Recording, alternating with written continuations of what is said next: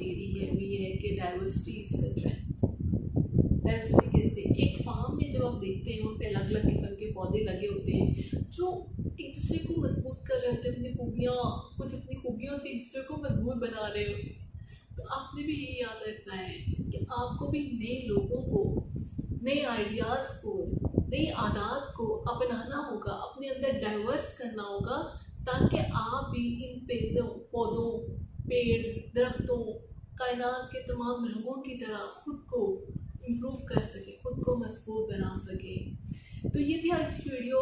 उम्मीद करती हूँ आप मेरी बातों से एग्री करते होंगे, और अगर आपको लगता है कि ये तमाम लेसन आपको वाकई नेचर देती है तो प्लीज़ कमेंट बॉक्स में ज़रूर बताइएगा। और अगर आप मेरी बातों से एग्री करते हैं और आपने मेरे चैनल को सब्सक्राइब नहीं किया तो प्लीज़ सब्सक्राइब कर दिएगा। Thank you so much. अल्लाह हाफिज़।